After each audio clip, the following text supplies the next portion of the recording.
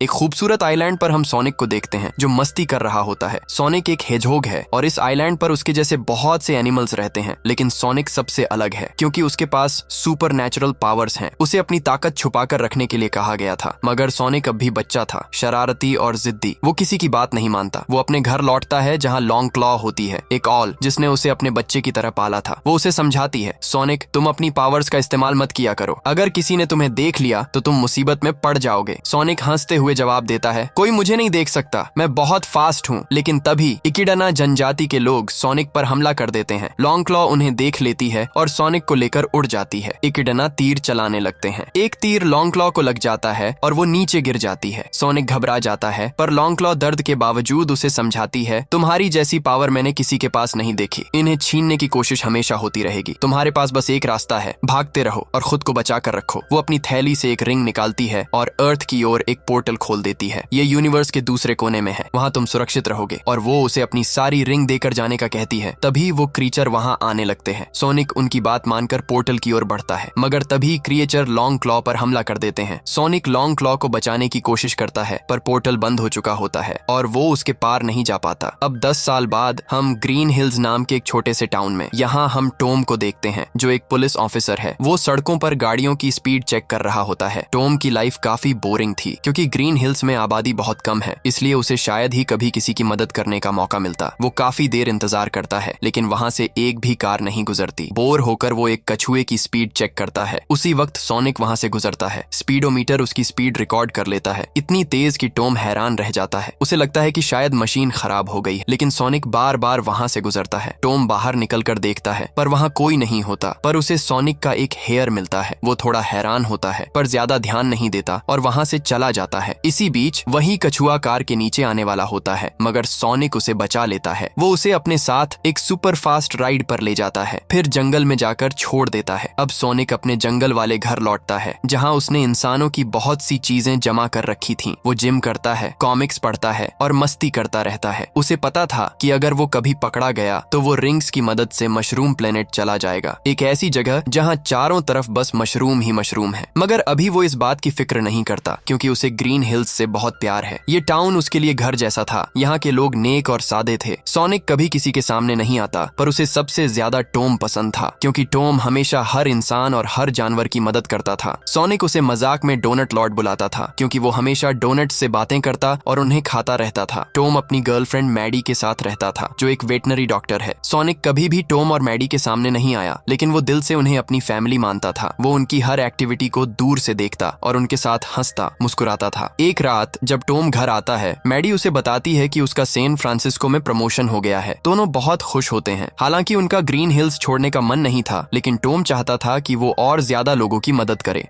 अब हमें सोनिक को दिखाया जाता है जो बेसबॉल का मैच देखने के लिए ग्राउंड के पास आया होता है। उसे ये गेम बहुत दिलचस्प लगता है। वो भी गेम खेलना चाहता है, पर अफसोस वो किसी के सामने नहीं आ सकता। थोड़ी देर बाद जब सब लोग ग्राउंड से चले जाते हैं तो वो अपनी सुपर स्पीड की मदद से खुद ही एक टीम बना लेता है। वो खुद ही बैटिंग करता है, खुद बॉलिंग करता है और खुद ही बॉल को कैच भी कर लेता है। वो बहुत मजे में खेलता है, लेकिन कुछ पल बाद उदास हो जाता है क्योंकि वो चाहता था कोई उसके लिए तालियां बजाए, कोई उसे हाई फाइव दे, मगर ऐसा कभी नहीं हो सकता था। उसे पता था उसे हमेशा सबसे छिपकर ही रहना होगा। गम और गुस्से में वो ग्राउंड के चारों तरफ बहुत तेजी से दौड़ने लगता है। उसकी स्पीड इतनी ज्यादा बढ़ जाती है कि उसके शरीर से बिजली फूटने लगती है। एक नीली रोशनी चारों तरफ फैल जाती है। वो एनर्जी इतनी ताकतवर होती है कि पूरा ग्रीन हिल्स ही नहीं बल्कि पूरे पैसिफिक नॉर्थ वेस्ट की बिजली उड़ जाती है। अब सीन कट होता है। यूएस गवर्नमेंट के हेडक्वार्टर्स में मीटिंग चल रही होती है। कई बोर्ड मेंबर्स उस धमाके पर चर्चा कर रहे हैं। कोई कहता है ये शायद इलेक्ट्रोमैग्नेटिक पल्स की वजह से हुआ होगा। दूसरा जवाब देता है नहीं, इलेक्ट्रोमैग्नेटिक पल्सेस में इतनी पावर नहीं होती। किसी को कुछ समझ नहीं आता। फिर एक मेंबर बताता है नासा का कहना है कि ये किसी एलियन का अटैक नहीं है और न ही किसी पावर प्लांट की गलती। सभी कंफ्यूज हैं। तभी प्रेसिडेंट बोलते हैं हमें इस गुत्थी को सुलझाने के लिए किसी ऐसे साइंटिस्ट की जरूरत है जो जीनियस तो है लेकिन थोड़ा अजीब भी। सब समझ जाते हैं वो किसी और की नहीं, डॉक्टर रोबोटनिक की बात कर रहे हैं। प्रेसिडेंट आगे कहते हैं भले ही उसका रवैया अजीब है, लेकिन पिछले कई सालों में आए ऐसे केस उसी उसी ने सोल्व किए हैं। अब हम फिर से ग्रीन हिल्स के उस बेसबॉल ग्राउंड को देखते हैं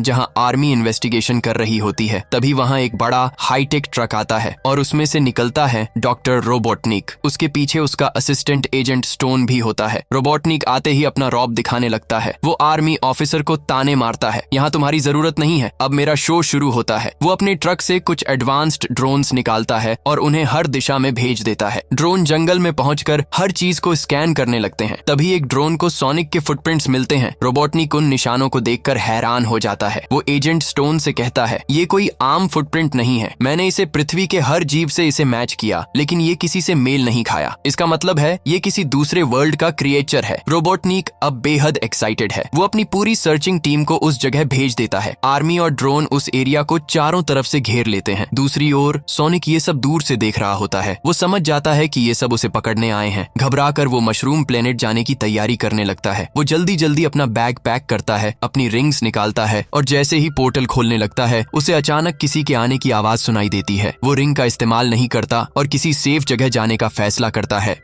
वही अब हमें टॉम को दिखाया जाता है जो मैडी से फोन पर बात कर रहा होता है। इसी दौरान उसे बाहर डस्टबिन गिरने की आवाज सुनाई देती है। वो चौंक जाता है। उसे लगता है कि फिर से कोई रैकून उसके घर में घुस आया है, इसलिए वो अपनी ट्रैंक्विलाइजर गन लेकर जाता है। लेकिन वो रैकून नहीं बल्कि सोनिक होता है जो टॉम के घर में छिपने के लिए आया था। सोनिक अपनी रिंग निकालकर मशरूम प्लेनेट जाने ही वाला होता है कि तभी टॉम वहां आ जाता है। दोनों एक दूसरे को देखकर डर जाते हैं। टॉम से गलती से गन चल जाती है। डार्ट सीधा सोनिक को लगती है। वो बेहोश होने लगता है, लेकिन गिरने से पहले वो टॉम की टी शर्ट पर लिखा सैन फ्रांसिस्को पढ़ लेता है। उसी पल उसकी रिंग एक्टिव हो जाती है। आसमान में एक पोर्टल खुलता है और उसकी सारी रिंग्स सैन फ्रांसिस्को की एक ऊंची बिल्डिंग पर जा गिरती हैं। सोनिक उन्हें बचाने की कोशिश करता है, लेकिन तब तक उसकी आंखें बंद हो जाती हैं। वो पूरी तरह बेहोश हो चुका होता है। टॉम डर जाता है। वो उस अजीब से नीले जीव को पिंजरे में बंद कर देता है। कुछ देर बाद जब सोनिक को होश आता है, वो पिंजरे से बाहर निकल आता है। टॉम हैरान रह जाता है क्योंकि सामने खड़ा वो नीला जीव इंसानों की तरह बोल रहा था। टॉम को लगता है कि शायद सोनिक उसे किडनैप करने आया है ताकि उसे अपने प्लेनेट पर ले जा सके। दोनों में बातचीत चल ही रही होती है कि तभी डॉक्टर रोबोटनिक अपने ड्रोन और टीम के साथ टॉम के घर पहुंच जाता है। सोनिक ये देखकर डर जाता है। वो टॉम से कहता है, मुझे तुम्हारी मदद चाहिए। तुम्हारे इंजेक्शन की वजह से मैं ठीक से चल नहीं पा रहा। अगर इन लोगों ने मुझे पकड़ लिया तो ये मुझ पर एक्सपेरिमेंट करेंगे और शायद मुझे मार डालेंगे। टॉम उसकी मदद करने के लिए तैयार हो जाता है। वो सोनिक को घर की छत वाले कमरे में जाकर छिपा देता है। फिर टॉम बाहर आता है और रोबोटनिक से बात करता है। डॉक्टर कहता है, मैं यहाँ पावर कट की इन्वेस्टिगेशन करने आया हूँ, लेकिन टॉम उसे अंदर आने नहीं देता। रोबोटनिक मुस्कुराता है और अपने ड्रोन को घर के अंदर भेज देता है। ड्रोन पूरे घर को स्कैन करने लगते हैं। सोनिक डर के मारे नीचे आ जाता है और गलती से एक टेबल से टकरा जाता है। आवाज सुनकर रोबोटनिक टॉम को धक्का देकर अंदर घुस आता है, मगर वहाँ सिर्फ एक रैकून होता है जो केक खा रहा था। रोबोटनिक जाने ही वाला होता है कि तभी उसे कुछ नजर आता है, एक नीला हेयर। वो तुरंत अपनी ड्रोन गन निकालता है, टॉम पर तान देता है और गरज कर कहता है, मुझे बता दो वो क्रिएचर कहाँ है। टॉम कुछ कह पाता उससे पहले सोनिक खुद बाहर आ जाता है। वो अपने नए दोस्त को मुसीबत में नहीं देख सकता था। रोबोटनिक उसे देखकर दंग रह जाता है। वो बोलता है, तो तुम हो वो ब्लू एनर्जी। उसी वक्त टॉम मौके का फायदा उठाता है और रोबोटनिक के चेहरे पर एक जोरदार पंच मारता है। वो बेहोश होकर गिर जाता है, लेकिन उसके ड्रोन एक्टिव हो जाते हैं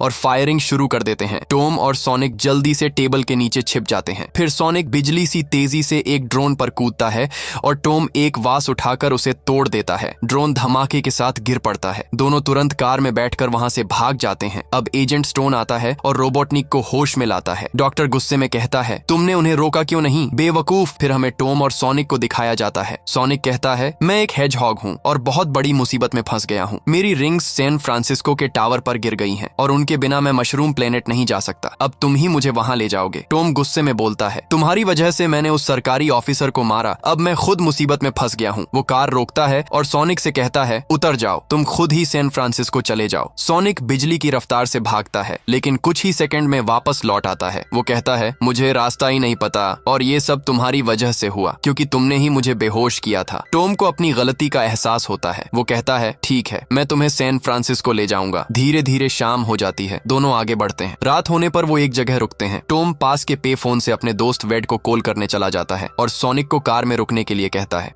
टॉम वेड को फोन लगाता है और कहता है किसी को मत बताना कि मैंने तुमसे बात की है। तभी वेड घबरा कर कहता है डॉक्टर को सब पता चल चुका है क्योंकि वो यही है। अगले ही पल डॉक्टर रोबोटनिक फोन अपने हाथ में ले लेता है और ठंडी मुस्कान के साथ बोलता है टॉम तुमने मुझे पंच मारा था, अब मैं तुम्हें नहीं छोड़ूंगा। टॉम जल्दी से वापस कार के पास आकर देखता है कि सोनिक गायब है। उसे शक होता है कि वो शायद पास के बार में चला गया होगा। सोनिक वहाँ मस्ती करते हुए दिखाई देता है। टॉम गुस्से में कहता है हमें यहाँ से निकलना होगा, लेकिन सोनिक मुस्कुराता है और कहता है आज मेरा अर्थ पर आखिरी दिन है तो बस थोड़ी मस्ती करने दो। जब लोग सोनिक के बारे में पूछते हैं टॉम कहता है दरअसल इसे एक अजीब सी बीमारी है जिसकी वजह से इसके चेहरे पर हेयर आ गए हैं। सोनिक हंसता है। टॉम कहता है चलो अब एक बकेट लिस्ट बनाओ। सोनिक पूछता है बकेट लिस्ट वो क्या होता है? टॉम समझाता है वो सारी चीजें जो इंसान अपनी जिंदगी में मरने से पहले करना चाहता है उसे बकेट लिस्ट कहते हैं। सोनिक बहुत एक्साइटेड होकर अपनी लिस्ट बनाता है, लेकिन फिर अचानक उदास हो जाता है। धीरे से कहता है मैंने तो अभी तक कुछ भी नहीं किया और कल मुझे इस दुनिया से जाना होगा। टॉम की आंखों में भी हल्की नमी आ जाती है। वो कहता है ठीक है 1 घंटा और रुकते हैं, चलो तुम्हारी लिस्ट पूरी करते हैं। सोनिक गेम खेलता है, बुल राइड करता है, लोगों के साथ डांस करता है और अपनी बकेट लिस्ट की आधी चीजें पूरी कर देता है। मगर तभी कुछ गुंडे उससे उलझ जाते हैं। लड़ाई शुरू हो जाती है। एक गुंडा सोनिक पर हमला करता है और तभी सोनिक अपनी पावर एक्टिव कर देता है। पूरा सीन ठहर जाता है जैसे वक्त ही रुक गया हो। सोनिक सबको पिटने लग जाता है और टॉम को साइड करके बचा लेता है। गुंडे चारों तरफ गिर पड़े होते हैं। बार तहस नहस हो चुका होता है और सोनिक मजे से मुस्कुराते हुए कहता है चलो एक और काम पूरा हो गया। टॉम हंसते हुए उसे बाहर खींच लेता है। दोनों बार से भाग जाते हैं। रात को दोनों एक मोटेल में रुकते हैं। टॉम सोनिक से कहता है इस कमरे में तुम जितनी मस्ती करना चाहो कर लो। सोनिक मुस्कुराता है और अपनी सुपर स्पीड में पूरे कमरे को उलट पुलट कर देता है। फिर थककर बिस्तर पर गिर जाता है और सो जाता है। टॉम की नजर सोनिक की बकेट लिस्ट पर पड़ती है जिसमें एक आखिरी ख्वाहिश लिखी होती है make a real friend. Tom चुप हो जाता है। उसे एहसास होता है कि सोनिक के पास अब तक कोई सच्चा दोस्त नहीं था। इसी बीच टीवी पर न्यूज चल रही होती है। डॉक्टर रोबोटनिक ने टॉम को टेररिस्ट घोषित कर दिया है और पुलिस उसे हर जगह तलाश रही है। उधर रोबोटनिक और एजेंट स्टोन बार में पहुंचते हैं। वो सीसीटीवी से सोनिक और टॉम की जानकारी निकाल लेते हैं। उन्हें पता चलता है कि दोनों सैन फ्रांसिस्को की तरफ जा रहे हैं। डॉक्टर उन्हें रोकने के लिए उनके पीछे अपना बहुत पावरफुल टैंक भेज देता है। वो टैंक टॉम की गाड़ी पर अटैक कर देता है। सोनिक को उस पर गुस्सा आ जाता है और उसके अंदर से इलेक्ट्रिसिटी स्प्रेड होने लगती है। वो एक बोल्ट बनकर उस टैंक को तबाह कर देता है। सोनिक और टॉम बहुत खुश होते हैं कि उन्होंने उस टैंक को खत्म कर दिया, लेकिन तभी उस टैंक के अंदर से एक मॉन्स्टर कार निकलती है और उन पर हमला करने लगती है। तभी सोनिक अपनी स्पीड से उस मॉन्स्टर कार पर जाता है और उसी कार के हथियारों से उसी को ब्लास्ट कर देता है। फिर सोनिक वापस टॉम के पास आता है, लेकिन तभी उस मॉन्स्टर कार में से एक बाइक निकल कर आती है। टॉम सोनिक से कहता है इसे मैं मारूंगा और वो सोनिक को गाड़ी चलाने को कहता है। फिर टॉम अपनी टॉर्च निकालकर उस बाइक को डिस्ट्रॉय कर देता है, लेकिन फिर उसमें से एक मिनी ड्रोन निकलता है जो लेजर की मदद से टॉम की गाड़ी की छत को काट देता है। सोनिक उस ड्रोन को पकड़कर तोड़ देता है, लेकिन उसमें लगा बम सोनिक के हाथ में चिपक जाता है। बम निकालने के लिए टॉम गाड़ी को साइड में लगाता है, लेकिन बम निकल ही नहीं रहा होता। तभी सोनिक पेचकस की मदद से बम को निकालकर एक पत्थर पर लगा देता है और जैसे ही बम ब्लास्ट होता है सोनिक बेहोश हो जाता है।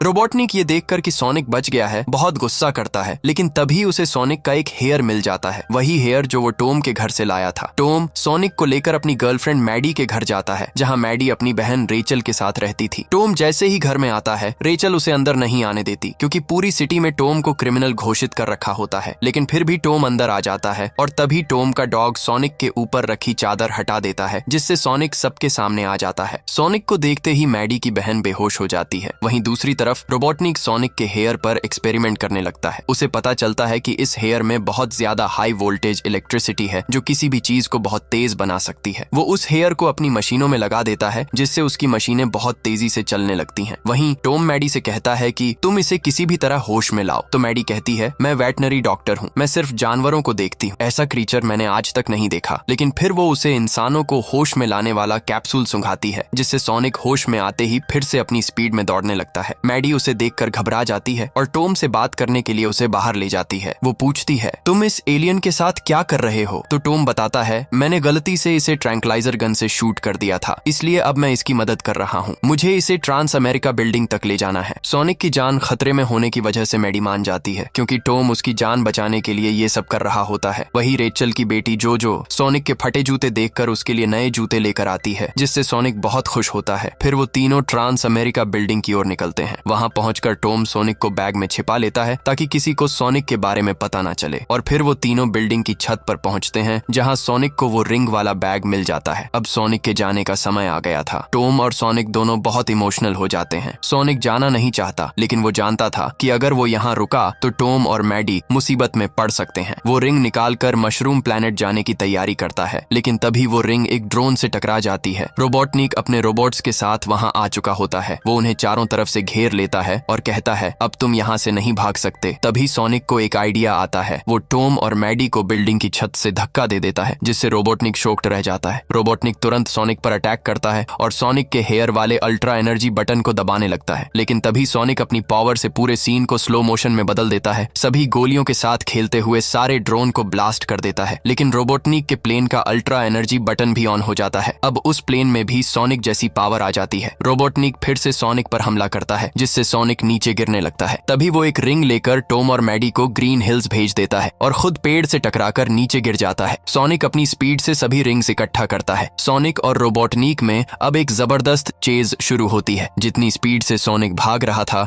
उतनी ही स्पीड से रोबोटनिक भी उसका पीछा कर रहा था, क्योंकि सोनिक के हेयर की वजह से अब रोबोटनिक के पास भी वही एनर्जी थी। सोनिक को समझ नहीं आ रहा था कि आज तक किसी ने उसकी स्पीड को मैच नहीं किया, फिर ये कैसे कर पा रहा है। वो अपने बैग से रिंग निकालता है और एक के बाद एक जगह बदलने लगता है। सबसे पहले वो ग्रेट वॉल ऑफ चाइना में दौड़ता है, फिर इजिप्ट पहुंचता है जहां वो पिरामिड्स के पास भाग रहा होता है। सोनिक रोबोटनिक से पीछा नहीं छुड़ा पा रहा था, इसलिए वो उसे रेत के बवंडर में फंसा देता है और खुद ग्रीन हिल्स के लिए रिंग फेंक देता है, लेकिन रोबोटनिक उसे देख लेता है और फायर करके उसके पीछे आ जाता है। सोनिक घायल होकर ग्रीन हिल्स में गिर जाता है और रोबोटनिक अभी वहीं पहुंच जाता है। रोबोटनिक को देखकर टॉम, मैडी और बाकी लोग वहां आ जाते हैं। सब लोग उस पागल रोबोटनिक पर गुस्सा करते हैं। टॉम कहता है तुम्हारी वजह से सोनिक की ये हालत हो गई। रोबोटनिक कहता है ये तो बस एक एलियन है, इसके लिए तुम इतना क्यों परेशान हो रहे हो। टॉम जवाब देता है ये उससे कहीं ज्यादा है, इसमें तुमसे भी ज्यादा इंसानियत है, और सबसे बड़ी बात ये मेरा बेस्ट फ्रेंड है। ये सुनते ही सोनिक वापस होश में आ जाता है, लेकिन इस बार वो और भी ज्यादा पावरफुल होता है। उसके अंदर से इलेक्ट्रिसिटी स्प्रेड हो रही होती है। अब उसे समझ आ जाता है कि रोबोटनिक का शिप इतनी स्पीड से कैसे चल रहा था। वो अपनी इलेक्ट्रिसिटी की मदद से उस हेयर की एनर्जी वापस ले लेता है, लेकिन फिर भी रोबोटनिक अपने सारे मिसाइल्स सोनिक पर छोड़ देता है। सोनिक अब डबल सुपर स्पीड में दौड़ता है। सभी मिसाइल्स से बचते हुए रोबोटनिक के प्लेन पर एक के बाद एक अटैक करता जाता है। आखिरकार वो प्लेन बुरी तरह डैमेज हो जाता है। तभी टॉम सोनिक की एक रिंग निकालकर मशरूम प्लैनेट के लिए टनल खोल देता है। सोनिक अपनी बोल्ट वाली पावर से रोबोटनिक को उसके प्लेन समेत मशरूम प्लैनेट भेज देता है। अब सोनिक टॉम से कहता है हमने कमाल कर दिया, और सब लोग अपनी नॉर्मल जिंदगी में लौट आते हैं। टॉम अब सैन फ्रांसिस्को नहीं जाता। वो ग्रीन हिल्स में मैडी के साथ वहीं रहने का फैसला करता है। वो अपने घर को रेनोवेट कर रहे होते हैं। तभी प्रेसिडेंट खुद वहां आते हैं टॉम को धन्यवाद देने के लिए, क्योंकि उसने एलियन के बारे में किसी को नहीं बताया। वो टॉम को कुछ पैसे भी देते हैं और पूछते हैं क्या तुम मुझे उस एलियन से मिलवा सकते हो, मैं किसी को नहीं बताऊंगा। टॉम मुस्कुराकर कहता है अब मैं उससे नहीं मिलता, वो यहाँ से जा चुका है, और वो दरवाजा बंद कर देता है। लेकिन असल में सोनिक वहीं उनके साथ रहता है। टॉम सोनिक के लिए अटारी में एक प्यारा सा घर बनाता है। उसकी सारी पुरानी चीजें सजा देता है। सोनिक बहुत इमोशनल हो जाता है, क्योंकि अब उसे अपनी असली फैमिली मिल चुकी थी। दूसरी तरफ रोबोटनिक मशरूम प्लैनेट पर बहुत परेशान होता है, क्योंकि वहाँ दूर दूर तक बस मशरूम ही मशरूम है, लेकिन उसके पास अब भी सोनिक का वो एक हेयर होता है। तभी हमें टेल्स को दिखाया जाता है, जो ग्रीन हिल्स पर सोनिक को ढूंढने आया होता है, पर यहीं पर मूवी एंड हो जाती है।